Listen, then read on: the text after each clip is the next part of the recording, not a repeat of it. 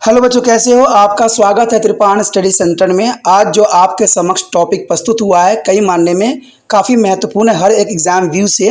ठीक है, इसमें हम हर एक बात पे विस्तारपूर्वक चर्चा करेंगे और वो सारे जो है पहलू पर विचार करेंगे जो अब तक अछूता था। तो चलिए देखते हैं हमारा आज टॉपिक क्या है। देखिए, यहाँ पर जो 7th क्वेश्चन आया है अपनी विशेषताओं को बना रखा है। काफ़ी महत्वपूर्ण क्वेश्चन है 9/11 के अंतर्गत ही, लेकिन बहुत ही महत्वपूर्ण अपना स्थान रखता है। कहते 2001 में जब 9/11 को वर्ल्ड ट्रेड सेंटर पर हमले के बाद आतंकवाद पर जो वैश्विक युद्ध में संयुक्त राज्य अमेरिका की भूमिका का विश्लेषण करना है कि आखिर जब 9/11 में वर्ल्ड ट्रेड सेंटर पर हमला किया गया तो इसमें अमेरिका ने कौन कौन से कदम उठाए और इसकी कैसे जो है इसने निंदा किया। काफ़ी महत्वपूर्ण क्वेश्चन है एग्जाम व्यू से। देखिए, कहा जाए अगर 9/11 की हम बात करते हैं, कहता इसमें जो है अमेरिका की प्रक्रिया तीव्र और क्रूर थी, क्योंकि अमेरिका ने यहाँ पर 9/11 के बाद अपनी प्रतिक्रिया जो है काफ़ी जो सशक्त और मजबूत रखा, जिसकी वजह से कोई भी आतंकवादी को ठहर के रहना संभव नहीं था। क्योंकि उस समय अगर देखा जाए तो इसके जो है वर्ल्ड ट्रेड सेंटर हमले के समय जो है रिपब्लिकन पार्टी के जॉर्ज बुश राष्ट्रपति थे। यानी देखा जाए तो उस समय जो है जॉर्ज बुश राष्ट्रपति थे और ये रिपब्लिकन पार्टी के सदस्य थे। आतंकवाद पर वैश्विक युद्ध में संयुक्त राज्य अमेरिका की भूमिकाओं का निम्नलिखित बिंदुओं पर जो है माध्यम से समझा जा सकता है। तो ये काफ़ी महत्वपूर्ण बिंदु है जिसको आपको समझना है, ठीक है, और इसके बाद को एनालाइज भी करने हैं। पहली बात यही यहाँ दर्शा रहा है कि बुश का अमेरिका हितों और उन्हें आगे बढ़ाने की तरीके के बारे में बहुत सख्त दृष्टिकोण था, जो आतंकवाद का वैश्विक युद्ध का एक हिस्सा है। अमेरिका ने ऑपरेशन जो है एंड्यूरिंग फ्रीडम लॉन्च किया। ये काफ़ी महत्वपूर्ण थी कि अमेरिका ने इसके अंतर्गत जो है एक ऑपरेशन जो है लॉन्च किया, ऑपरेशन एंड्यूरिंग फ्रीडम्स लॉन्च किया गया।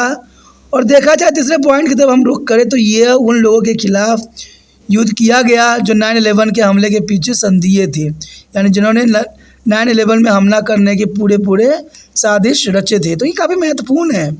और देखा जाए तो संधियों ने मुख्य रूप से A1 कायदा और तालिबान शासन को निशाना भी बनाया।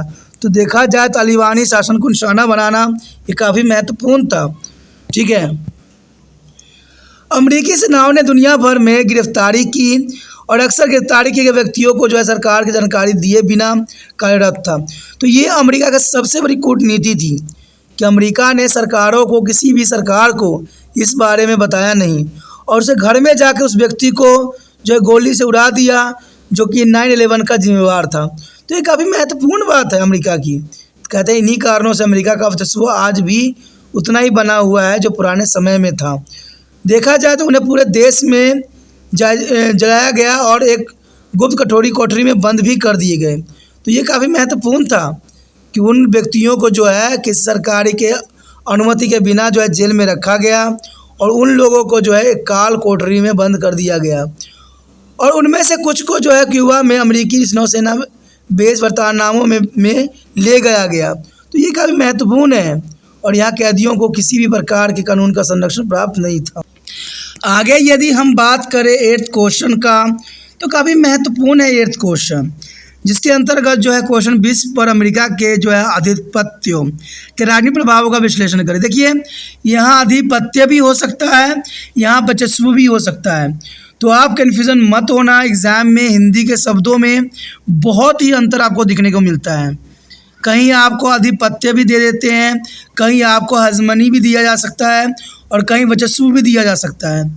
इसका वास्तविक अर्थ यही होता है कि अपना एक अधिकार। तो ये क्वेश्चन को समझना भी काफ़ी महत्वपूर्ण होता है। कुछ बच्चे जो होते हैं क्वेश्चन समझ के आंसर याद करने की कोशिश करते हैं और वो उनके लिए जो है सही नहीं रहता है। कहते हैं जब तक आपको क्वेश्चन समझ में नहीं आता है तब तक जो है आप आंसर करने में सक्षम नहीं हो पाओगे। तो यह क्वेश्चन को समझिए कि विश्व पर अमेरिका के आधिपत्य के राजनीतिक प्रभाव पर विश्लेषण करें, यानी विश्व पर अमेरिका के वर्चस्व के राजनीतिक प्रभावों का हमने यहाँ पर विश्लेषण करने हैं, बताने कि अगर क्या था। अगर हम अमेरिका के वर्चस्व के राजनीतिक, वैचारिक और सांस्कृतिक आयाम पर विचार करें तो बिना अमेरिकी आधिपत्य को पूरी तरह से सैन्य या आर्थिक दृष्टिकोण से देखना गलत होगा। तो ये काफ़ी महत्वपूर्ण बात है कि अमेरिका के पास राजनीतिक और वैचारिक आइडियोलॉजी और संस्कृति आयाम पर विचार किए बिना अगर हम इसके सैन्य या आर्थिक दृष्टिकोण से देखना बिल्कुल ही गलत होगा, क्योंकि हमें अगर देखना है तो उनको हर एक कंडीशन को जो है विस्तार पूर्वक अध्ययन करना है। और इन अर्थों में आधिपत्य जो है समिति बनाने की क्षमता के बारे में भी है। देखा जाए तो सहमति बनाने की क्षमता में भी इस बात को रखी गई है। और ये हजमनी का संबंध जो है, यानी देखा जाए तो वर्चस्व का संबंध सामाजिक भी हो सकती थी, राजनीतिक भी है, और विशेष कर वैचारिक श्रेष्ठता उस समय थी। क्योंकि आपको पता है अमेरिका और यूएसएसआर में जो 45 साल के जो संघर्ष चले, कहते हैं 45 साल कम नहीं होता है, और ये काफ़ी महत्वपूर्ण समय काल था जहाँ पर अपने अस्तित्व के लिए, अपने अस्तित्व के लिए अमेरिका ने बहुत बड़ा संघर्ष किया, और अंत में अमेरिका की ही जीत हुई। सोवियत संघ जो था विघटित हो गई और अमेरिका का ही एक वर्चस्व रह गया। और अमेरिका शुरू से ही जो है सुपर पावर बनना चाहता था, और आज भी जो है अपनी सुपर पावर की होड़ में बना ही हुआ है। कहते हैं आज कोई देश ऐसा नहीं है जो अमेरिका के टक्कर दे सके, और उसकी अपनी सर्वश्रेष्ठता का जो है उसने विशेष ध्यान रखा है। कहते हैं वर्चस्व तब उत्पन्न होती है जब प्रभुत्वशाली वर्ग के दुनिया को उसी तरह देखने के लिए राजी करके उसकी सहमति हासिल कर लेता है जिसके दुनिया को देखते हैं। देखिए काफ़ी महत्वपूर्ण बात है। प्रभुत्वशाली का अर्थ यही होता है कि कोई व्यक्ति अपने ताकत से उसको भी अपने जैसा बना ले या अपने जैसे देखने के लिए मजबूर कर दे। तो ये काफ़ी महत्वपूर्ण है। आपने यहाँ पर बात देखा होगा, इसका एग्जाम्पल के तौर पे आप समझ सकते हो कि मान लीजिए कोई कंपनी है, उस कंपनी में अगर आप काम कर रहे हो, आपका विचारधारा सत्य पे आधारित है, लेकिन अगर आप काम कर रहे हो कंपनी का जो है फ्रॉड विचारधारा है, गलत विचारधारा है, तो आप कंपनी के लिए ही काम करोगे, ठीक है, अपनी विचारधारा वहाँ नहीं लगाओगे, क्योंकि जिस प्रकार कंपनी ने आपको जॉब दी है, जिस लिए जॉब दिया है, वही आपको करना पड़ेगा। अब राजनीतिक में भी देख लीजिए, कहते हैं जब कुछ व्यक्ति अच्छा कर रहे होते हैं तो उसको राजनीतिक पार्टी जो है कैसे भी करके उसको गलत साबित कर देती है। बहुत से ऐसे राजनीतिक में उदाहरण है, मुझे इसमें बोलने की आवश्यकता नहीं है। कहते हैं कोई अगर राजनीति में कुछ अच्छा होता है तो दूसरा पार्टी ऑब्जेक्शन डालेगा ही डालेगा, और डालेगा ही क्यों नहीं, क्योंकि भाई उनको तो अपनी राजनीति सिक्का चलाना है। और कंपनी में भी यही होता है, कोई व्यक्ति का उद्देश्य गलत भी होता है, फिर भी कंपनी में जो व्यक्ति कार्यरत होते हैं उनको उन गलतियों को भी करना पड़ता है, क्योंकि उन्हीं गलतियों को उनको पैसा दी जाती है। लेकिन ये बात गलत है। जो चीज़ जहाँ पर गलत है वो सदैव गलत ही होगा, जो सही है वो सदैव सही होगा। कहते हैं दोस्तों, गलत को आप सही नहीं कर सकते और सही को गलत आप नहीं बना सकते, और ये काफ़ी महत्वपूर्ण है। मैं हर एक मंत्री हो चाहे बड़े बड़े कंपनी के धारक हों, मैं एक ही बात कहता हूँ कि आप सिस्टमैटिक चलिए, क्योंकि ये जनता आपके लिए है और जनता आपके चीज़ों का ही प्रयोग करती है। और इवन कि सरकार भी आप इन्हीं के कारण भी सरकार बनती है। तो जनता को इतना बेवकूफ़ न बनाएं। जनता को जितना आप बेवकूफ़ बनाइएगा उतना जनता जो है आपसे दूर होती चली जाएगी। तो ये काफ़ी महत्वपूर्ण बात है। अब सोचिएगा कि यहाँ पर किस कारणों से जनता को बेवकूफ़ बनाई जा रही है। दोस्तों, जनता को बेवकूफ़ बनाने के लिए यहाँ पर सरकार के पास बहुत सी चीज़ें हैं। सबसे पहली बात तो यही रहता है कि जनता को सबसे बड़ा बेवकूफ़ तो ये लोग इसलिए बनाते हैं कि आपस में पार्टियाँ लड़ती रहती है, और बाद में जब सरकार बनाने की वक्त आती है तो ये एकजुट होकर सरकार अपना बना लेती हैं। पहली तो बेवकूफ़ ये बनाते हैं। दूसरी बात ये होता है कि सरकार जो है गरीबों को जब इलेक्शन होती है तो बहुत तरह के लालचें देती है, और ये लालच बहुत ख़तरनाक है। मैंने देखा इतनी लालचें, अरे भाई सरकार चला रहे हो कि एक लालच की पुड़िया चला रहे हो। सरकार देखिए इतनी तरह के लालचें दे रखे हैं। उज्ज्वल योजना की तरह जो है सिलेंडर उन्होंने सस्ता कर दिया। आखिर किस कारणों से? क्या उनके लिए वही व्यक्ति, उनके भाई बहन थे, उनके रिश्तेदार थे जो उज्ज्वल योजना ले रखे थे? क्या आम गरीब बंदा आम बंदा नहीं हो सकता? मैं एक बात सच्चाई दोस्तों आपको बता दूं कि उज्ज्वल योजना के अंतर्गत उनको लाभांतरित किया गया है जो ऑलरेडी अमीर हैं। मैं जानता हूं इस बात को, आप भी जानते होंगे। तो सरकार क्या कर रही है? अपना मनमर्जी चला रही है। इलेक्शन आ गया तो कुछ चीज़ों को सस्ती कर रही है, कुछ चीज़ महंगे कर रहे हैं, और आम मिडिल क्लास के लोगों को दबाए चले जा रहे हैं। भाई ऐसी राजनीति किस लिए? ऐसी राजनीतिक में सिर्फ लोगों को बेवकूफ़ बनाया जा रहा है, और जैसे इलेक्शन जीत लेंगे उसके बाद हर चीज़ पे जो है और बढ़ा देंगी, तो आम गरीब बंदे भी उनके चपेटा में आ जाएंगी। तभी दोस्तों मैं कहता हूँ हमेशा कि लालच को त्यागो और ऐसे सरकार को हमेशा भगाओ, क्योंकि जो लालच दे वो सरकार कहलाने के लायक नहीं है, और जो लालच में आ जाए वो देशभक्त कहलाने के लायक नहीं है। कहते हैं अंग्रेज़ के टाइम भी ऐसे लालच महात्मा गांधी जी को भी दिया गया, लेकिन महात्मा गांधी जी सच्चे देशभक्त थे, वो देश के सच्चे पुत्र थे, जिन्होंने अंग्रेज़ों के हर लालच को ठुकरा दिया। उनको पता था कि अंग्रेज़ सिर्फ वो चाल चल रहे हैं और लालच में हमारे देश को फंसाने के लिए मुझे लालच दे रहे हैं। इसलिए जो है गांधी जी ने पूरी पुण्य स्वतंत्रता के सिवा कुछ और मांग किया ही नहीं, वो अड़ गए। लेकिन हमारे भारत में लोगों की विचारधारा इतनी बदलती रहती है, मत पूछिए। मैं तो कहता हूँ हर एक आम गरीब बंदों को ये बात सोचना चाहिए कि सरकार जो लालच दे रही है, तरह तरह की जो है प्रोग्राम लॉन्च कर रही है लालचों वाली, उन प्रोग्रामों से जो है आम जनता 100 किलोमीटर दूर हो जाए। सरकार ऑटोमेटिक समझ जाएगी कि हमारा देश के जो लोग हैं समझदार हैं, पढ़े लिखे हैं, और वो लालचों के पीछे नहीं भागेंगे। तो यही बात जो होता है बहुत ज़रूरी होता है। और अगर भारत को अपना प्रभुसत्ता हासिल करना है, विश्व में अपनी डंका बजवानी है, तो भारत को जो है और भारत सरकार को जो है लालच की पिटारा को बंद करना पड़ेगा। जब तक लालच हमारे देश में रहेगा तब तक जो है हमारा देश कभी भी विकसित होना संभव नहीं है। और ये काफ़ी महत्वपूर्ण है। अब अमेरिका से कुछ एग्जाम्पल ले लीजिए। कहते हैं हमारे देश के नेता लोग अमेरिका को अपने दोस्त मानते हैं, लेकिन उनका थोड़ा भी ज्ञान का अनुसरण नहीं करते हैं, जो बहुत दुखदायक परिस्थिति है। आगे अगर बात हम करें विश्व राजनीतिक और अंतर्राष्ट्रीय संबंध के क्षेत्र में अस्तित्व की धारणा से पता चलता है कि महाशक्ति संयुक्त राज्य अमेरिका विश्व राजनीति की दिशा के साथ साथ प्रतिस्पर्धा के व्यवहार को आकार देने और निर्धारित करने के न केवल सैन्य शक्ति बल्कि वैचारिक साधनों का जो उपयोग करता है। यानी अमेरिका दो चीज़ों में हमेशा पावरफुल है, एक तो सैन्य शक्ति में पावरफुल है और दूसरा वैचारिक संसाधनों में। उसकी विचार भी जो होता है उसी तरह से होता है जैसे किसी भी देश को अपने अंडर कर लिया जाए। छोटे राज्य इतना ही नहीं जो है संयुक्त राज्य अमेरिका कमज़ोर राज्यों के व्यवहार और कार्यों को भी इस प्रकार प्रभावित करते हैं जो उसके हितों के अनुकूल हो। तो ये काफ़ी महत्वपूर्ण है। यानी अमेरिका का यहाँ पर सबसे अच्छा विचारधारा यही आता है कि वो छोटे राज्य और इतना ही नहीं संयुक्त राज्य अमेरिका कमज़ोर राज्य के व्यवहार और कार्य को भी प्रकार प्रभावित करते हैं जो उन्हें हितों के अनुकूल हो। यानी अपने आप को जो है प्रभुसत्ता हासिल करने के लिए अमेरिका हर एक छोटे से छोटे राज्य को अपने अंडर लेने की कोशिश करता है, लेकिन भारत में ऐसा नहीं होता है। भारत में देखा जाए जहाँ से उनकी सरकार बनी हुई है, सेंट्रल सरकार में उनको लाभांतरित करते हैं और जिनसे सरकार नहीं बनी होती है उन पे वो आलोचना ठोकते हैं। यानी जैसे मर्जी उनका सिक्का सही है। तो ये कैसी बात बन सकता है? मुझे तो लगता है ये लोग ना दो तरफ नज़र कर रहे हैं, दो तरफा इनकी नज़र होती है। जहाँ पर इनकी सरकार होती है उस राज्य के विकास में ये प्राथमिकता देते हैं, और जिन राज्यों में इनका जो सरकार नहीं होती है उनको जो है वो बेदखल कर देती हैं। तो ये ऐसा क्यों? मैं एक बात दोस्तों हमेशा जानता हूँ, जो सेंट्रल लेवल पे होती है उनका दायित्व पूरे भारत के जो है हर एक क्षेत्र में उनका दबदबा होता है और उनके लिए हर एक क्षेत्र महत्वपूर्ण होता है। और अमेरिका को देखिए यही जो है नीतियों का अनुसरण करता है कि छोटे हो या कहते हैं जो कमज़ोर राज्य हैं उन पे भी वो उतना ही अनुकूल जो व्यवहार करते हैं। लेकिन भारत में ऐसा नहीं है।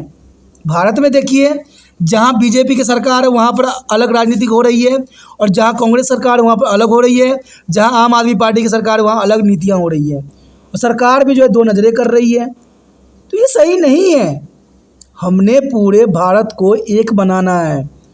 कहते हैं हमें फिर से जो 1947 के पार्टीशन नहीं चाहिए, लेकिन भारत सरकार इन बातों पर अनुसरण नहीं कर रही है जो गलत है। नहीं तो हम भी पूरे विश्व में जो है शक्तिशाली बन के उभर सकती हैं। कहते हैं अगर देखा जाए तो वर्चस्व की इस विशेषता को जो नरम शक्ति भी कहा जाता है, क्योंकि यहाँ पर देखा जाए तो आधिपत्य का जो है नरम शक्ति होती है, जहाँ पर सरकार हर क्षेत्र को, कमज़ोर वर्ग को और छोटे राज्यों को जो है साथ देती है। जहाँ महाशक्ति अमेरिका जोर ज़बरदस्ती से बजाय राजनीतिक अनुनय के माध्यम से अंतर्राष्ट्रीय संबंध और विनिमय रणनीति पर हावी होती है। तो जनरल सी बात है, जहाँ पर आपकी शक्ति कार्य नहीं कर रहा है वहाँ पर ज़बरदस्ती करने से कुछ भी नहीं होने वाला है। वहाँ पर शांतिमय और नरम विचारधारा से जो है उस क्षेत्र को जीता जा सकता है। तो ये सब बातें काफ़ी महत्वपूर्ण है। तभी अमेरिका को जो है कि पूरे विश्व में अपनी ताकत मनवाने के लिए जो है कहते हैं मनवाने के लिए मजबूर कर दिया, क्योंकि अमेरिका हर तरफ से जो है अपनी सही विचारधारा के साथ आगे बढ़ती है। लेकिन भारत में यही डिफरेंस है कि यहाँ के जो राजनीतिक नेता हैं सिर्फ अपना सिक्का चलाने में लगे हुए हैं, सिर्फ अपनी बात मनवाने में लगे हुए हैं, अपनी हजमनी समझाने में लगे हुए हैं, अपना वर्चस्व दिखाने की कोशिश करते हैं, जिसके कारण भारत जो है बर्बाद है।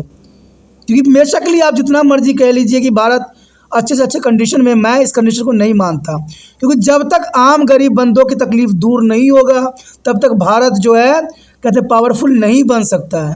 और आम गरीब बंदों को तब सहूलत मिलेगी जब सरकार की एक नीति होगी। कहते हैं भारत में गरीबों की कमी नहीं है, और कहते हैं झूठा कार्ड बनवाने वालों को भी कमी नहीं है, क्योंकि आज BPL APL और कमज़ोर वर्गों को जो कार्ड बनाए जाते हैं सरकार की तरफ से, कहते हैं वहाँ के जो बड़े बड़े क्षेत्र के जो होते हैं काउंसलर सब के सब मिले होते हैं, और जिनका अच्छा स्थिति भी होता है उनके भी वो कार्ड बना के रख देते हैं गरीबी रेखा से नीचे। तो भारत अमीर कैसे बनेगा, भारत कैसे अपने आप को विकसित शो करेगा। अगर हम आगे बात करें 9वां क्वेश्चन को, तो काफ़ी महत्वपूर्ण है। देखा जाए तो अगर पिछला आपने 8 क्वेश्चन अगर अच्छे से याद कर लिया है तो इसका मतलब ये भी क्वेश्चन आपके लिए बहुत ही आसान होगा, क्योंकि बात यहाँ पर वही है, सिर्फ क्वेश्चन यहाँ पर बदला हुआ है। तभी मैं कहता हूँ अगर आप कुछ क्वेश्चनों को अच्छे से याद कर लेते हो तो वो आपके लिए काफ़ी महत्वपूर्ण हो जाता है। जैसे इस क्वेश्चन में भी बताया गया है कि सोवियत संघ के पतन के बाद उभरी नई विश्व व्यवस्था का आकलन करें। कि आपको पता है जब सोवियत संघ का पतन हो गया था तो उस समय नई विश्व व्यवस्था कैसे स्थापित हुई, उस समय किस प्रकार का जो है पूरे विश्व में व्यवस्था स्थापित हुई जब सोवियत संघ विघटित हो गया। तो जनरल सी बात, इसका तो आप साफ शब्दों में आप आंसर समझ में आ ही गया होगा कि इसमें अमेरिका का विश्व और बढ़ गया। अमेरिका ने अपनी प्रभुता स्थापित करने के लिए हर तरह से जो है संभव कोशिशें की, तो यही आंसर होगा। अब देखिए आंसर पे एक नज़र डाल लेते हैं कि सोवियत संघ के पतन के बाद उभरी नई विश्व व्यवस्था का आकलन करें। तो इसका आंसर यही होगा साफ शब्दों में कि सोवियत संघ के अचानक विघटन से सभी चौंका दिया, क्योंकि ये विघटन कोई आम नहीं थी।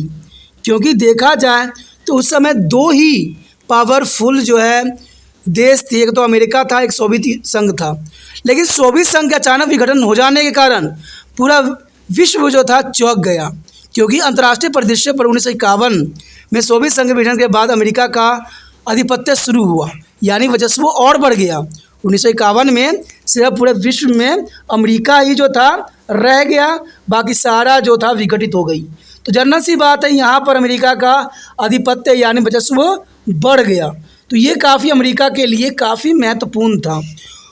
अगर बात आगे करें तो कहते हैं अगस्त 1990 में इराक ने कुवैत पर आक्रमण कर उस पर कब्जा कर लिया।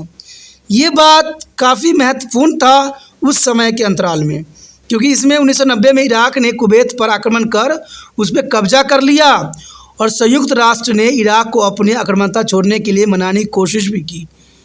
संयुक्त राज्य अमेरिका ने इराक को जो है बहुत ही कोशिश की कि जो उन्होंने कुवैत को अपने अंडर किया है उसको जो है सम्मानपूर्वक छोड़ दे, लेकिन इराक ने ऐसा नहीं किया। लेकिन संयुक्त राष्ट्र समझाने में विफल रहा और कुवैत जो है इराक ने ऐसा कुछ भी नहीं किया। जब संयुक्त राष्ट्र ने बलपूर्वक कुवैत की मुक्ति का आदेश दिया तो अमेरिकी राष्ट्रपति जॉर्ज W. बुश ने न्यू वर्ल्ड ऑर्डर के उद्भव की सराहना की, क्योंकि ये बात सराहना करने की इसलिए भी ज़रूरी थी क्योंकि उस समय अमेरिका ने बहुत कोशिश किया इराक को जो है कुवैत को छोड़ देने के लिए, लेकिन जब इराक नहीं माना तो संयुक्त राष्ट्र अमेरिका जो है उसको बलपूर्वक छुड़ाने के लिए जो है एक जो है नई कोशिशें की, जिसको न्यू वर्ल्ड ऑर्डर का नाम दिया गया। अब देखा जाए तो इसमें अमेरिका का अपना हित भी था। अमेरिका चाहता था कि उस समय पूरा विश्व जो है उसकी प्रभुता को माने, और जनरल सी बात है इसमें माना भी गया।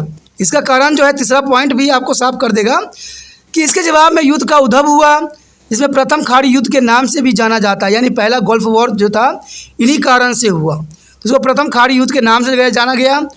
और इस युद्ध में लगभग 34 देशों की विशाल गठबंधन सेनाओं ने इराक के खिलाफ लड़ाई लड़ी। अब देखिए, जब अमेरिका के साथ 34 देशों की विशाल संगठन थी, तो इसका मतलब है कि अमेरिका का वर्चस्व यहाँ पर बोलबाला हो गई, यानी अमेरिका के वर्चस्व को बोलबाला हो गई और अमेरिका अपने आप में जो है विश्व के समक्ष खड़ा हो गया। तो ये काफ़ी महत्वपूर्ण बात थी अमेरिका के लिए। देखा जाए तो इराक और कुवैत की जो आक्रमण थी वो इसके जो है आगे आने के लिए सुनहरा अवसर दे दिया, और इसको न्यू वर्ल्ड ऑर्डर के नाम से भी जाना गया, क्योंकि न्यू वर्ल्ड ऑर्डर का मतलब यही होता है कि विश्व जो है नई व्यवस्था का जो है जन्म हुआ, नई विश्व व्यवस्था का जन्म हुआ, जिसमें जो है अमेरिका का सब प्रभु सत्ता थी और वर्चस्व भी था, और इसमें जो है बढ़ चढ़ के कई देशों ने पार्टिसिपेट किया। लेकिन हैरानी वाली बात तो ये थी कि इतना सारा देश होने के पश्चात भी यहाँ पर अमेरिका का वर्चस्व बना रहा। आखिर क्यों बना रहा, किस लिए बना रहा? आप ये सोचोगे कि इतना सारे देश, तो इस सारे देश के सैनिक अधिक होंगे, लेकिन आपको हैरानी होगा कि इसमें जो है 34 देशों में सैनिक जो थे सिर्फ 25% ही थे। अब सोचिएगा कि सब 75% किसकी थी? तो ये आपको चौथा पॉइंट जो है साफ कर देगा आपके नज़रियों को। और इस बात के अंतर्गत चौथी पॉइंट यही बताता है कि जब युद्ध ऑपरेशन डेल्टा स्टॉर्म के कोड नाम से लड़ा गया, यानी इस युद्ध को जो है ऑपरेशन डेल्टा स्टॉर्म के नाम से लड़ा गया, और यूएनए का ये ऑपरेशन ज़्यादातर अमेरिकी था, वहाँ लगभग 75% सेनाएँ अमेरिका की थी। अब देखिए, यहाँ पर 34 देशों ने पार्टिसिपेट किया, लेकिन उनका सिर्फ 25% ही सेना थी, और सबसे अधिक सैनिक जो थे अमेरिका की थी। अमेरिका इसलिए इसमें इतना सैनिक झोंक दिया कि उस समय अमेरिका का वर्चस्व कायम रखने के लिए ये बहुत ही महत्वपूर्ण था, क्योंकि पूरा विश्व भी जान ले कि जो है अमेरिका काफ़ी पावरफुल है, और इसलिए उसने जो है अपना 75% सैनिकों को जो है इस जो है ऑपरेशन डेल्टा स्टॉर्म में उतार दिया। तो ये काफ़ी महत्वपूर्ण था, और इस युद्ध को जर्नली सी बात है, इस विशाल युद्ध को हम प्रथम खाड़ी युद्ध के नाम से भी जानते हैं। अगर आ जाए आपको गल्फ वार क्या है या प्रथम खाड़ी युद्ध क्या है, तो आप इसी क्वेश्चन को अगर लिख देते हो तो आपको कोई भी नंबर नहीं काटेगा। देखिए दोस्तों, ये सारे क्वेश्चन बहुत ही महत्वपूर्ण हैं और एक दूसरे के साथ जुड़े हुए हैं। चाहे देखा जाए ऑपरेशन डेल्टा स्टॉर्म हो, चाहे न्यू वर्ल्ड ऑर्डर हो, चाहे गल्फ वॉर हो, ये तीनों क्वेश्चन का जो है मिला जुला रूप ही यही है। इसलिए अगर आप इन तीनों क्वेश्चन में से एक क्वेश्चन अगर कर लेते हो तो बेखूबी आप तीनों आंसर का जवाब देने के लिए एप्लीकेबल हो जाते हो। देखिए, ये देश जो था इराक पर अमेरिका ने कब्जा करने के लिए एक युद्ध लड़ी, और इस युद्ध में जो था उसने जो युद्ध लड़ी गई उसको ऑपरेशन डेल्टा स्टॉर्म के नाम से जाना गया। ठीक है, ये एक तरह का कोड था, ये एक तरह का सैनिक कोड था, यानी ऑपरेशन डेल्टा स्टॉर्म जो थी एक तरह का कोड था। अब देखा जाए तो इस युद्ध को क्या कहा गया? इस युद्ध को यहाँ पर खाड़ी युद्ध का नाम दिया गया, यानी गल्फ वॉर कहा गया। और इससे क्या जन्म लिया? इससे न्यू जो है वर्ल्ड ऑर्डर जन्म लिया। तो हो गया ना, इसी क्वेश्चन के सारे अंतर्गत आ गए। तभी कहता हूँ ना, अगर एक क्वेश्चन को आप समझ लेते हो तो सारे क्वेश्चन एक जैसे हैं, आंसर उसका एक ही होता है, सिर्फ समझने वाले को आवश्यकता होती है। और इसमें अपनी प्रभुता स्थापित करने के लिए अमेरिका ने जो है 34 देशों का सहायता प्राप्त किया, लेकिन देखा जाए तो 34 देशों के सैनिकों को उसने अलग थलग ही रखा। सिर्फ 25% सैनिकों को उसने लिया, बाकी अपनी 75% सेनाओं को जो है उतार दिया। और इसमें WHW जो बुश थे वो काफ़ी महत्वपूर्ण यहाँ योगदान दिए। देखा जाए तो प्रथम खाड़ी युद्ध ने अमेरिका के सैन्य बलों और अन्य देशों के बीच पैदा हुए विशाल तकनीकी अंतर का उजागर किया, और ये अमेरिका बेखूबी बताना चाहता था पूरे विश्व को कि हमारे पास टेक्नोलॉजी के साथ अमेरिका के सैन्य बल जो है काफ़ी जो है युद्ध लड़ने में माहिर है। और ये बात साफ कर दिया, और यही अमेरिका चाहता भी था कि पूरे विश्व के सैनिकों को ये पता चल जाए कि उनका टेक्निक जो है बहुत ही बेहतर है। इसलिए उन्होंने 25% ही जो है 34 देशों के सैनिकों को लिया और अपने सैनिकों को उतारा, और उन्हें बताना ये चाहा कि हमारे सैनिक में उनके सैनिक से कहीं ज़्यादा हौसला है और कहीं ज़्यादा तकनीक है। तो ये जो अंतर उजागर करना चाहते थे, ये प्रथम खाड़ी युद्ध में हो गया। तो ये काफ़ी महत्वपूर्ण थी और उन्होंने और भी टेक्नोलॉजी के सबूतों को प्रदर्शित किया जब उन्होंने स्मार्ट बमों का प्रयोग किया। इवन कि उन्होंने कंप्यूटर युद्ध भी बना दिया। इस युद्ध को अमेरिका ने कंप्यूटर युद्ध बना दिया। कंप्यूटर से ये युद्ध करते थे, कंप्यूटर से ही सारे जो है नियंत्रित करते थे और ये विश्व को बताना चाहते थे कि हम सुपर पावर हैं। और व्यापक तौर पर देखा जाए तो इस युद्ध को जो है टेलीविज़न कवरेज भी दी गई और ऊपर से देखा जाए तो सबसे महत्वपूर्ण बात था, इस युद्ध को जो है वीडियो गेम युद्ध भी बना दिया। तो समझ सकते हो कि अमेरिका का प्रभुत्व तो बढ़ गया। इन्हीं कारण से जो है न्यू वर्ल्ड ऑर्डर का जो है जन्म हुआ। आगे यदि हम बात करें 10वां क्वेश्चन का, तो काफ़ी महत्वपूर्ण है। देखिए, ये काफ़ी महत्वपूर्ण ऑपरेशन चलाई गई थी, ऑपरेशन दैट रिंग्स फ्रीडम। ये काफ़ी महत्वपूर्ण ऑपरेशन थी। देखा जाए तो ये इसलिए भी चलाई गई थी कि 9/11 के हमले में जो देशों का जो हाथ था उन पे जो है सख्त कार्रवाई करना, और ये कार्रवाई कई मानों में पूरी दुनिया को दिखाना भी था कि अमेरिका का क्या वर्चस्व है। अमेरिका ने 9/11 हमले के पीछे संदिग्ध सभी लोगों, मुख्य रूप से अलकायदा और अफगानिस्तान में तालिबान शासन के खिलाफ आतंकवाद पर जो है वैश्विक युद्ध के एक भाग के रूप में ऑपरेशन डेल्टा फ्रीडम शुरू किया। तो आप समझ गए होंगे कि ऑपरेशन डेल्टा फ्रीडम क्या था। ऑपरेशन डेल्टा फ्रीडम एक तरह से 9/11 के सस्पेक्टेड थी कि जो लोग संदिग्ध थे उनको अरेस्ट किया गया। और इसमें मुख्य तौर पे जो देखा जाए तो इसमें जो है अलकायदा था और तालिबानी शासक थे जिनके रिगार्डिंग अमेरिका ने ऑपरेशन चलाई थी ये। और देखा जाए तो इनका मतलब भी था कि आतंकवाद पर वैश्विक युद्ध किया जाए और इनको जो है ख़त्म किया जाए, और इस ऑपरेशन को अंजाम दिया गया, यानी ऑपरेशन डेल्टा फ्रीडम। हालांकि अफगानिस्तान में तालिबान शासक को आसानी से उखाड़ फेंका गया और अलकायदा और तालिबान द्वारा आतंकवादी हमले अभी भी जारी है, और ख़ासकर पश्चिमी ठिकानों के खिलाफ। तो देखा जाए अफगानिस्तान में तालिबान शासक आसानी से उखाड़ फेंक दिया गया अमेरिका की तरफ से, लेकिन अलकायदा और देखा जाए तो तालिबानी अभी भी बहुत काफ़ी सक्रिय हो रखे हैं। तो ये काफ़ी जो है सरदर्द कर रहे हैं वैश्विक स्तर पर। कहते हैं भारत भी इसका निंदा हमेशा करता आ रहा है। देखा जाए तीसरे पॉइंट की बात करें तो ये साफ करता है कि अमेरिकी सेना द्वारा किए गए ऑपरेशन का निशाना पूरी दुनिया थी, क्योंकि जो अमेरिका ने ये ऑपरेशन चलाई थी उसमें दुनिया के हर एक क्षेत्र था जहां आतंकवादी गतिविधियां चलाई जाती है। तो देखा जाए ये ऑपरेशन कई मानने में काफ़ी महत्वपूर्ण थी, काफ़ी ज़रूरी भी थी, क्योंकि अगर ऐसे ऑपरेशन ना चलाया जाए तो कहते हैं आतंकवादियों का जो है सर ऊंचा हो जाता है, और ऐसे आतंकवादी विश्व के लिए जो है खतरा का सबब बनता है, मानव जीवन के लिए भी खतरे का सबब बनता है। तो अमेरिका के द्वारा जो है 9/11 के सस्पेक्टेड के लिए ऑपरेशन डेल्टा फ्रीडम चलाई गई, जिसमें खास तौर पे जो है सस्पेक्टेड रखा गया, संदिग्ध किसको रखा गया, अलकायदा को रखा गया और तालिबान का। और इसमें आतंकवाद वैश्विक युद्ध को जो है ख़त्म करने के लिए चलाई गई थी। और ये खास तौर पे जो है उन ठिकानों पर उन्होंने हमला किया जहाँ पर उनको लगता था कि ये जो है सस्पेक्टेड हो सकती है। अगर चौथी पॉइंट की तरफ हम नज़र करें तो कहते हैं वो गिरफ्तार किए जा रहे व्यक्तियों की सरकार को जानकारी दिए बिना लोगों को गिरफ्तार कर रहे थे। ये काफ़ी अमेरिका का जो था दबदबा ही था, क्योंकि अमेरिका यहाँ पर साफ शब्दों में जो है लिखी गई बात है कि अमेरिका जो था उन व्यक्तियों को गिरफ्तार करते थे लेकिन सरकार की जानकारी के बिना, यानी चुप चुप से जो है उनको गिरफ्तार भी कर लेते थे। और इन व्यक्तियों को गुप्त जेलों में बंद भी कर दिया जाता था। इनमें से कुछ को तो क्यूबा में अमेरिकी नौसैनिक अड्डे गुआंतानामो में बे में भी लगाया गया, जहां उन्हें न तो अंतर्राष्ट्रीय कानून का संरक्षण प्राप्त था और न ही अमेरिका के अपने देश के कानून का। तो ये काफ़ी महत्वपूर्ण बात यहाँ बना देता है कि अमेरिका ने जो ऑपरेशन चलाई गई वो बहुत ही सख्त थी और पूरे विश्व के लिए चिंता का विषय था। कहते हैं उनको जहाँ भी सस्पेक्टेड मिलते थे, जहाँ भी संदिग्ध लोग मिलते थे, उनको कहते घर में घुस को मारा करते थे।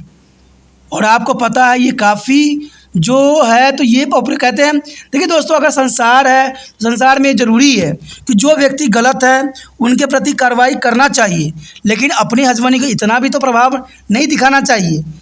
कोई सस्पेक्टेड हो जाने से ही अगर आप उसको गिरफ्तार कर लेते हो, ठीक है, तो बात सही तो नहीं होती है, क्या पता उसमें आम व्यक्ति भी शामिल हो, क्योंकि कहते हैं ना, आज बड़े बड़े लोग जो हैं बड़े बड़े काम करके बच जाते हैं और छोटे लोग जो जगह फंस जाते हैं। तो यही होता है, कहते हैं ये जब जो जितनी भी ये गतिविधियाँ होती है विश्व सतर पर उसमें आम व्यक्तियों का कोई हाथ नहीं होता है, उसमें तो आम लोग ऐसे बदनाम हो जाते हैं। इसमें बड़े बड़े मंत्री लोगों का हाथ होता है, बड़े बड़े लोगों का होता है, और ये बात काफ़ी महत्वपूर्ण है। लेकिन अमेरिका ने यहाँ पर इसी बात का परिचय दिया। उसने जो भी लोगों को गिरफ्तार करता था उनको सरकार को कोई जानकारी नहीं देता था, और उनको जो है चोरी छुपे जेलों में बंद भी कर दिया जाता था, जहाँ पर आम लोगों को पहुँचना संभव नहीं था। और यहाँ तक तो देखा जाए तो उनको 9 सैनिक जो है अड्डे में भी रखा गया। और सबसे बड़ी बात था कि अमेरिका ने अंतर्राष्ट्रीय कानून का जो है पालन नहीं किया। अंतर्राष्ट्रीय कानून में इस बात को कहीं भी जिक्र नहीं किया गया है कि आप जो है सस्पेक्टेड को पकड़ो और उसको खुफिया जगह पे छुपा दो, और यहाँ तक कि ये अमेरिका के कानून में भी नहीं लिखा हुआ था, लेकिन फिर भी अमेरिका ऐसी कार्य कर रहा था। तो ये गलत थी। कहते हैं कुछ चीज़ों को जो है हद में रह के किया जाए तो बेहतर है, लेकिन अमेरिका ने यहाँ पर हर बात को जो है तोड़ दिया।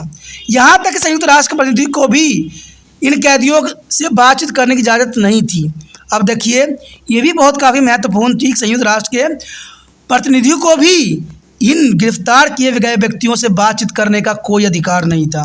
यानी देखा जाए तो अमेरिका ने इस समय वही बात का परिचालक किया कि चित्त भी इनका पट भी इनका, जिसकी लाठी उसी की भैंस, ऐसे जो है रूल रेगुलेशन पे जो है अनुसरण किया, जो सही नहीं है। जनरली सी बात देखा जाए और विश्व सतह पर कानून है तो कानून को यहाँ सहारा लेना चाहिए, कानून की तरफ जाना चाहिए। यहाँ पर तो अमेरिका ने साफ शब्दों में अपनी प्रभुता का जो है डंका बजवाया, जो कि सही नहीं था। ठीक है, तो ये काफ़ी महत्वपूर्ण क्वेश्चन है, ठीक है, काफ़ी ज़रूरी भी है। कहते हैं ये जो कदम उठाई गई आतंकवादियों के अंतर्गत काफ़ी महत्वपूर्ण कदम थी, लेकिन कहते हैं कुछ कदम ऐसे भी होते हैं जिसमें आम व्यक्ति भी फंस जाते हैं। तो सरकार जो यहाँ पर अमेरिकी सरकार कर रही थी वो कई हद तक गलत भी थी और कई हद तक अच्छा भी था। आगे जो हमारे समक्ष आया है 11वां क्वेश्चन काफ़ी महत्वपूर्ण है। अमेरिका के आर्थिक प्रधानता संरचनात्मक शक्ति के अविभाज्य है, वर्णन करना है इसको। देखिए, ये क्वेश्चन थोड़ा सा डिफरेंट है, अलग है। कहते हैं क्वेश्चन एग्जामिनर वही देता है जो अलग है, महत्वपूर्ण है, इसलिए त्रिपाण स्टडी सेंटर हमेशा महत्वपूर्ण और इम्पोर्टेंट क्वेश्चन पे ही प्रायोरिटी देता है। आपको ये क्वेश्चन बहुत साधारण लग रहा होगा, लेकिन इसका आपको आंसर भी नहीं पता होगा, तो ये काफ़ी महत्वपूर्ण बन जाता है एग्जामिनर के लिए। अब क्वेश्चन पे ही गौर कीजिए। अमेरिका की आर्थिक प्रधानता, जो आर्थिक प्रधानता है, समझ सकते हो ना आर्थिक प्रधानता का मतलब क्या है।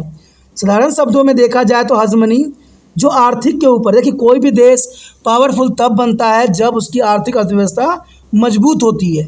तो इसी के अंतर्गत ये क्वेश्चन है कि अमेरिका की आर्थिक प्रधानता यानी इसकी हजमनी संरचनात्मक शक्ति के अविभाज्य है, यानी देखा जाए तो स्ट्रक्चरल पावर्स के ये जो है अनडिविजिबल है। तो ये काफ़ी महत्वपूर्ण क्वेश्चन है कि अमेरिका की आर्थिक प्रधानता किस प्रकार से पूरे विश्व में है। आपको समझ में आया अब कि अमेरिका की आर्थिक प्रधानता की शक्ति के अविभाज्य, यानी इसे कोई विभाजित नहीं कर सकता, इतनी अच्छी इसकी अर्थव्यवस्था है। ये बहुत क्लियर वर्ड है। ये दोस्तों, आप सोचते होंगे कि मैं बार बार क्वेश्चन को ही रिपीट क्यों करता हूँ। मैं एक बात जानता हूँ, एग्ज़ाम में जब जाते होगे ना आप, तो आपको तो आंसर याद रहता है, लेकिन आपको क्वेश्चन ही पता नहीं होता, क्योंकि क्वेश्चन वहाँ बदल जाते हैं लेकिन आंसर उसका वही रहता है। बच्चों की बहुत ही गलत बात ये होता है कि सिर्फ वो आंसर याद करती हैं, लेकिन त्रिपाण स्टडी सेंटर हमेशा कहता है कि क्वेश्चन को भी आप समझो। क्वेश्चन को जब तक नहीं समझोगे तब तक ये समझ नहीं आएगा। आप सोचिएगा इस क्वेश्चन को हम कब कब आंसर दे सकते हैं, किस के अंतर्गत कर सकते हैं।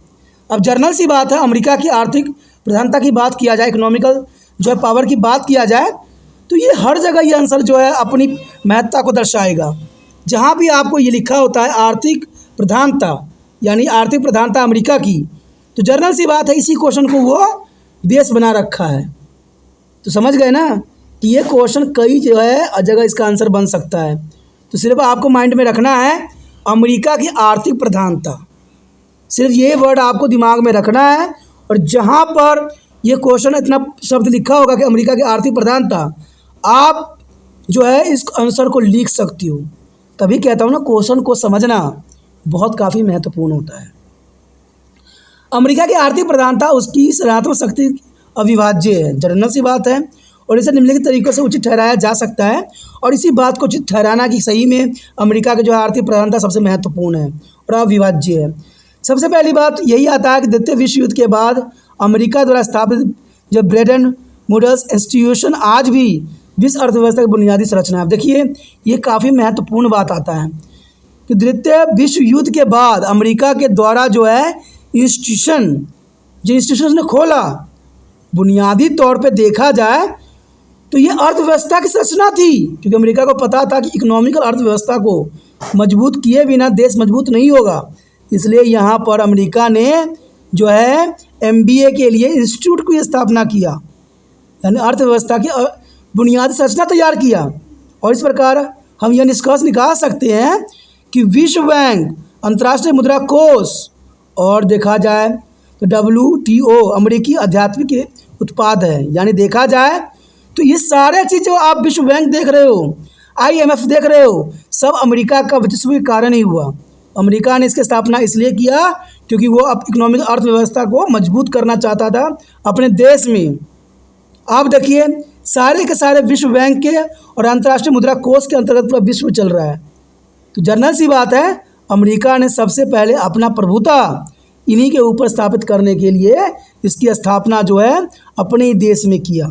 और इस पर देखा जाए तो अमेरिका का ही वर्चस्व है।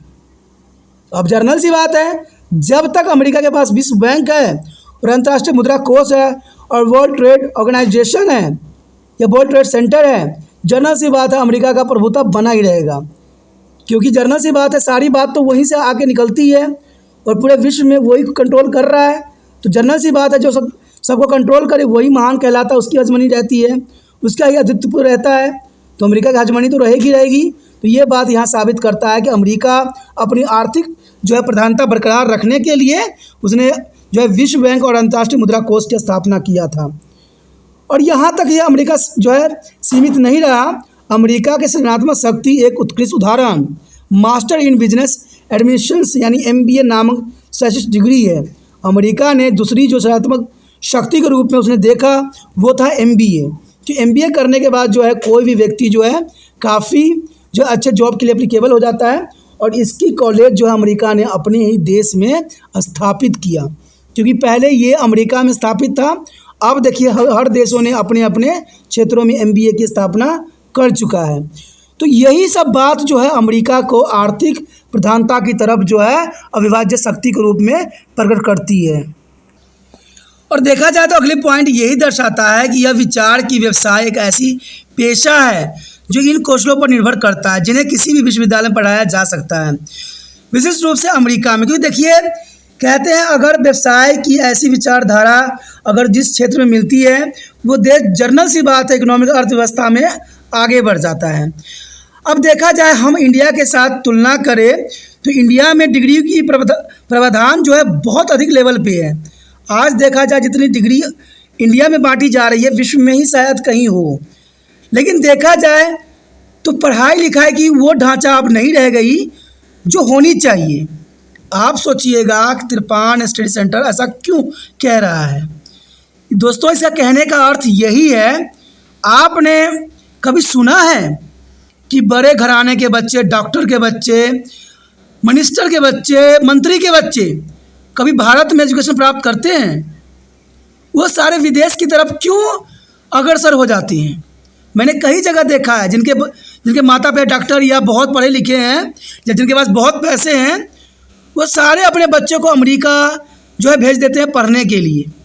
क्या अमेरिका में ऐसी पढ़ाई होती है जो इंडिया में नहीं होती होगी?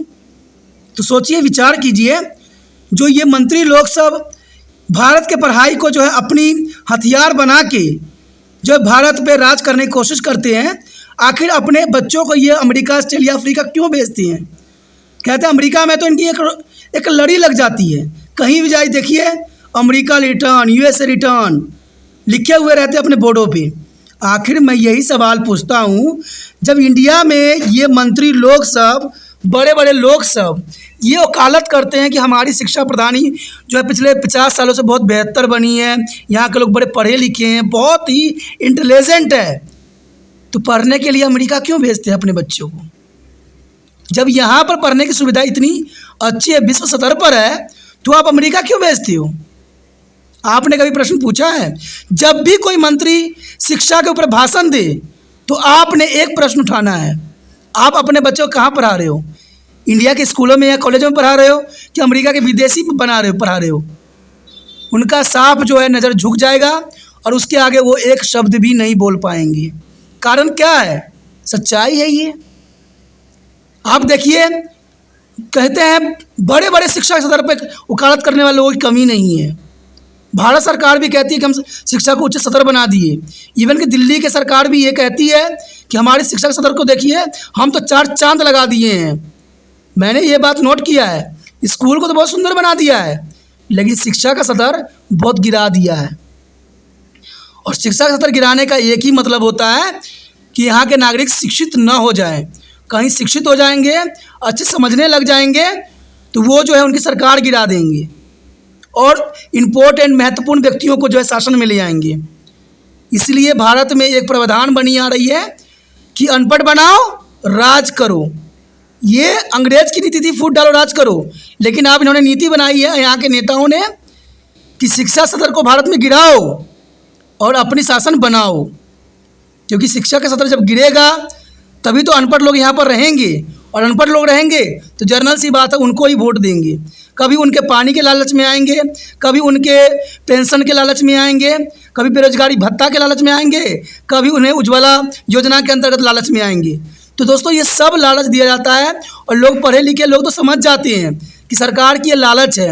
अगर एक चीज़ पे वो कम करते हैं पैसे तो दूसरे चीज़ पे चढ़ा देते हैं, क्योंकि सरकार कमा के आपको नहीं देती है। ये सरकार अपने तनख्वाह में से काट के आपको सस्ती सामान नहीं करती है, चाहे पेंशन आपको नहीं देती है।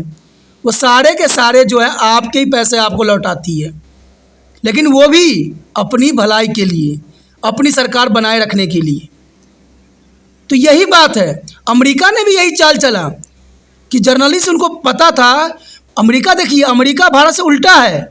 अमेरिका को पता था कि यहाँ के लोग अगर इकोनॉमिक अर्थव्यवस्था के बारे में जानेंगे, समझेंगे, पढ़ेंगे, लिखेंगे तो हम विश्व स्तर पर पावरफुल बन जाएंगे।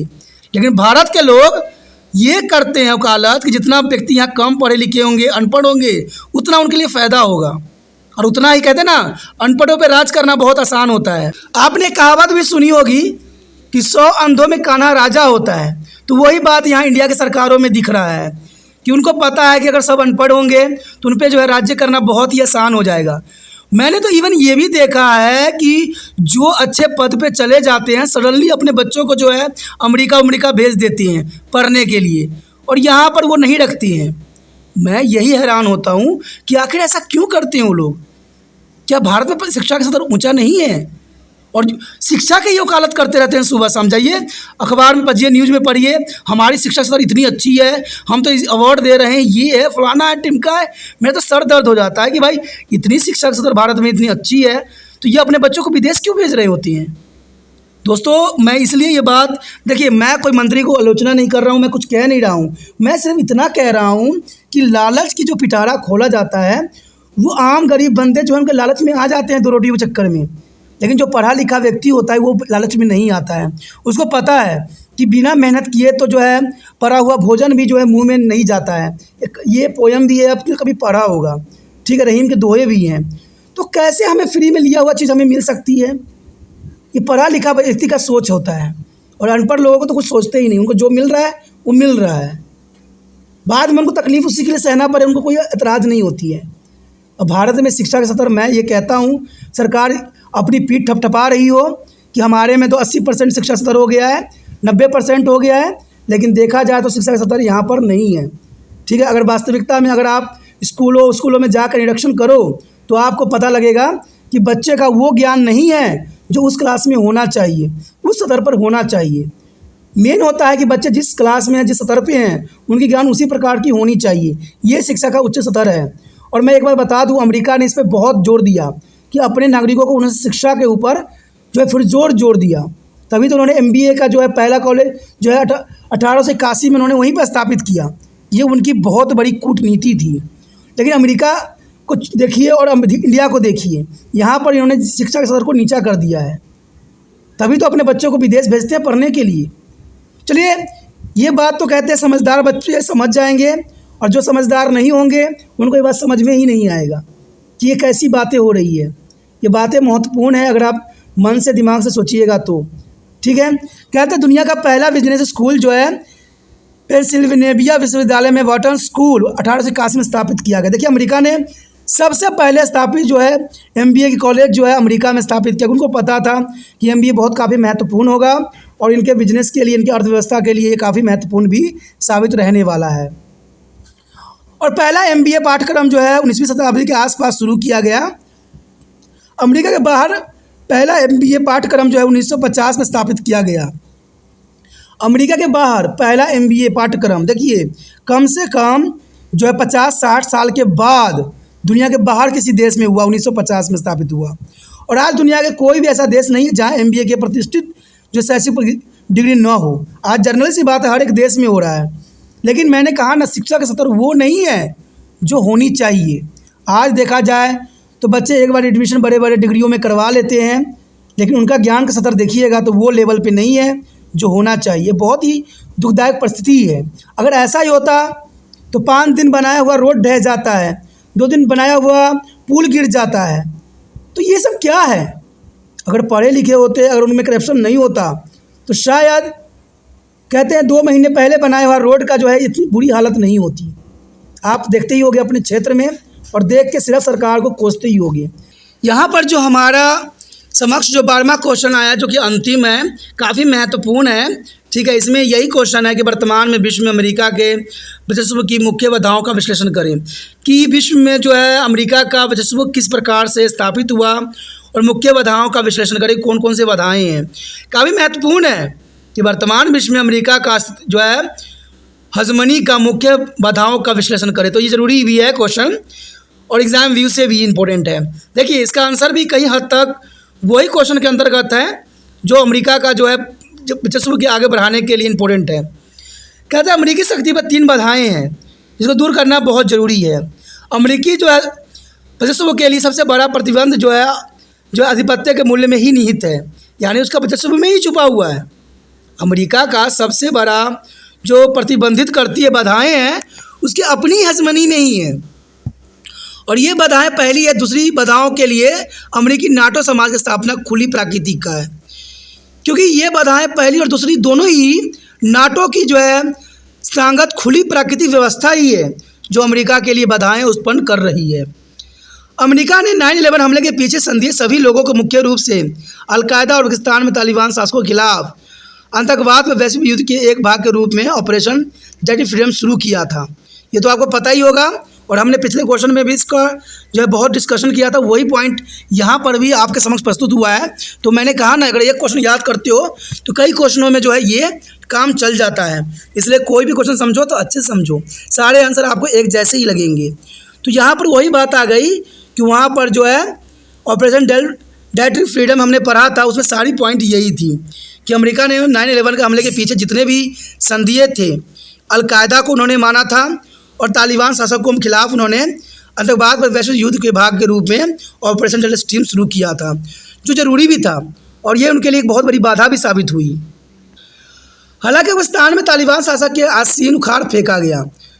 यदि देखा जाए तो अफगानिस्तान में तालिबानों को जो है शासन को आसानी से उखाड़ फेंका, लेकिन अलकायदा और तालिबान द्वारा आतंकवादी हमले अभी भी जारी है, और ये सबसे बड़ी चुनौती अमेरिका के सामने प्रस्तुत है, खासकर पश्चिमी ठिकानों के खिलाफ। और अमेरिकी सेना द्वारा किए गए ऑपरेशन का निशाना पूरी दुनिया थी। देखिए, अमेरिका ने जो ऑपरेशन चलाई, इसका जो है खामोजा सारे विश्व भुगत रही है। रीजन्स यही है कि कहते हैं कोई भी देश अगर करती है तो इसका प्रभाव सिर्फ उसी देश पे नहीं पड़ता है, पूरे विश्व सतह पे पड़ता है, और ये बात साफ कर दिया। अफगानिस्तान के खिलाफ में जो तालिबान के रिगार्डिंग अमेरिका ने जो ऑपरेशन चलाई थी और उसको उखाड़ फेंका था, इसके कारण अलकायदा और तालिबान आज पूरे दुनिया के लिए जो है सर का दर्द बन गया है, और अमेरिका इस पर अभी कुछ भी करने में सक्षम नहीं है। और अमेरिका की अगर देखा जाए तो उसमें चापलूसी ही थी, क्यों गिरफ्तार किए जा रहे व्यक्तियों को सरकार की जानकारी के दिए बिना लोग गिरफ्तार करती थी और इन व्यक्तियों को गुप्त जेलों में बंद कर दिया जाता था। और उनमें कुछ और क्यूबा में अमेरिका जो नौसैनिक के अड्डे जो है गलतार 9 में बे में लाया गया था, और जहाँ उन्हें न तो अंतर्राष्ट्रीय कानून का संरक्षण प्राप्त था और न ही अमेरिका कानून अपने देश के कानून का पालन कर रहे थे। तो जर्नल सी बात है, जब आप अपनी मनमानी कीजिएगा तो इसका जो है उल्टा ही असर पड़ता है। लेकिन मैं यहाँ पर इस बात को साफ कर देना चाहता हूँ कि कहते हैं कोई भी आतंकवादी गतिविधियाँ होता है वो जग कल्याण के लिए सही नहीं होता है, और ऐसे लोगों को सदैव उखाड़ फेंकना ही सरकार की प्राथमिकता होना चाहिए। इवन कि एक सरकार की नहीं, पूरे विश्व के सरकारों को ये होना चाहिए कि ऐसे आतंकवादी नहीं होना चाहिए। ये मानव जाति के लिए सबसे बड़े खतरे होते हैं और मानव जाति के लिए ऐसे खतरों को उखाड़ फेंकना ही कहते हैं उचित होता है। अब देखा जाए तो यहाँ तक कि संयुक्त राष्ट्र के प्रतिनिधियों के भी कैदियों से बातचीत करने की इजाज़त नहीं होती थी। तो वहाँ पर अमेरिका ने अपना वर्चस्व स्थापित करने के लिए ये सारे जो है गतिविधियाँ चलाई। इन्हीं कारणों से जो है आज भी अलकायदा और तालिबान जो है पूरे विश्व में जो है आतंकवादी फैलाने में सक्रिय हो रखा है। तो जर्नल सी बात है, मैं तो एक ही बात कहता हूँ कि विश्व हमारा है, संसार हमारा है, हम क्यों एक दूसरे जानों के जो है खतरे बने पड़े हैं। कहते हैं जो बातों से हल हो सकता है उसके लिए हथियार की क्या आवश्यकता है। कहते हैं हम गोला बारूद पे खड़े हुए हैं और हम शांति की बातें कर रहे हैं, ये कहाँ तक उचित है। देखा जाए तो पूरा विश्व जो है परमाणु बम के ऊपर खड़ा है, फिर भी शांति की बात ये लोग करते रहते हैं। ये बहुत बड़ी दुखदायक परिस्थिति है। कहते हैं अगर कोई देश में अगर युद्ध की भावना न हो, अगर ये सबको नष्ट कर दिया जाए, निशस्त्रीकरण की भावना अपनाया जाए, तो विश्व में जो है अमन और शांति जो है सदैव बरकरार रहेगा। और अमन शांति से जो जीवन जी जाती है वो संकटों से नहीं जिया जा सकता। कहते हैं चाहे वो आतंकवादी हो चाहे आम व्यक्ति हो, सभी का जीवन महत्वपूर्ण है। इसलिए कहते हैं गलत काम कभी भी नहीं करना चाहिए। अब देखिए यहाँ पर हमारे साफ शब्दों में आ गया अमेरिका का वर्चस्व पर कौन कौन सी चीज़ें बाधाएं पड़ी हुई है। तो अमेरिका का आधिपत्य पर बाधाएं क्या क्या हैं। अमेरिकी राज्य जो है स्थानगत वास्तुकला सबसे पहली बाधा है, यानी अमेरिका राज्य की जो है स्थानगत वास्तुकला सबसे बड़ी बाधा बनी हुई है। और अमेरिका में सरकार की शाखाओं के बीच शक्तियों के विभाजन की व्यवस्था भी है। अगर आपको मैं बता दूं अमेरिका के सरकार के बारे में आपने पढ़ा होगा तो शायद आपको पता होगी कि इसकी शक्ति जो है 2 भागों में ही बटी हुई है। इवन कि तीसरा भाग जो है उच्च न्यायालय है। यानी देखा जाए तो अमेरिका के राष्ट्रपति के पास शक्ति है, उनके कांग्रेस के पास शक्ति है और एक उच्च न्यायालय के पास शक्तियाँ हैं। लेकिन ये शक्तियाँ हैं जो एक दूसरे पर प्रतिबंध लगा रही होती हैं।